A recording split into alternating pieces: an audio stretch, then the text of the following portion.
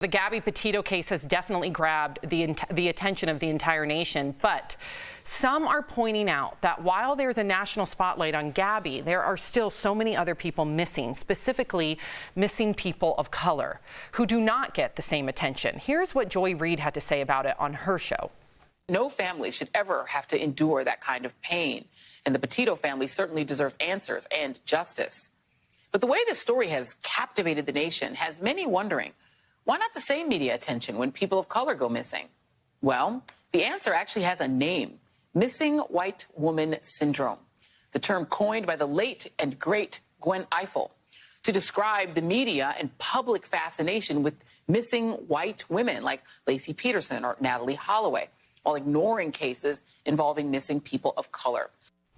Erica, what did you think about what Joy Reid said? Well, we've actually had this conversation on this show before, and I was very transparent that the first time, and this is seared in my memory for so many reasons, but there was a young woman by the name of Nailah Franklin. She went missing in Chicago, and it turned out that she was murdered by her boyfriend, who was my neighbor. And I remember this case playing out for a multitude of reasons. Obviously, the proximity was a big one. But before I even knew that connection, I followed that case so intently because I was captivated by the idea that this young black woman was getting so much attention. I had never seen it before on national news. So I understand exactly what Joy Reid is speaking of.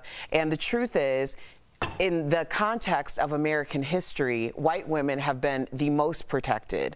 So when you look at a case of a missing white woman or a white woman who has had a horrific demise, then that is a whistle to everyone. If she isn't safe, then who is? Whereas in juxtaposition, if you're talking about a missing person of color, there is this caveat, so to speak, that, well, that's just that might be an unfortunate story, but it might have to do with other things. But the idea that she's this blonde, blue-eyed, like all of the things that we've been taught in fairy tales is the perfect safety of a princess, then we get, as a nation, the nation becomes very up in arms, because if she's not safe, then who is safe? Well, and we always have to factor in capitalism into everything.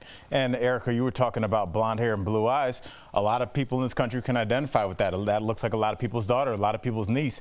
And if I need to get your eyeballs on my television screen, a la Nancy Grace, to look for half an hour about this daughter that could be your daughter, right, be your niece. And in the meantime, here's a commercial for Tide. It's all about how you sell things. And these young women, Elizabeth Smart, Natalie Holloway, all these people, they look like the majority of the population. And they're going to be very sellable.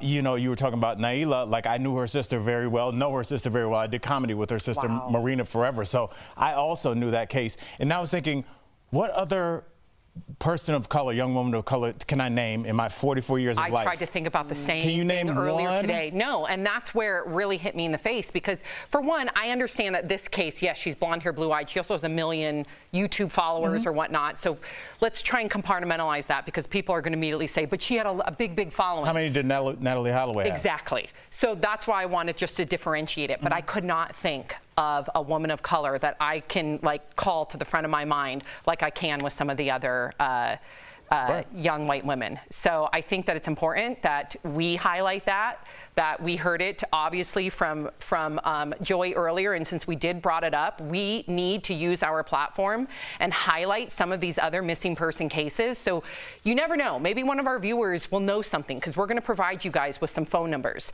This is Lauren Cho, known by the name Elle. She has been missing since June 28th, okay? Was last seen leaving her home in Yucca Valley, California. If you have any information, please, we are broadcast all over the nation.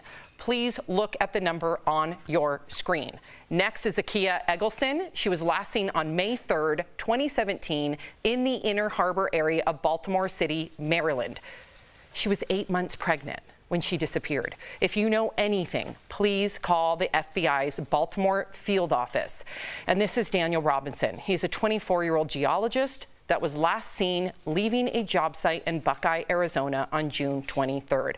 Anyone with information, call the Buckeye Police Department. And I know these are just a drop in the bucket, right? These are people's kids. These are people's kids, parents, fathers, siblings. Heartbreaking.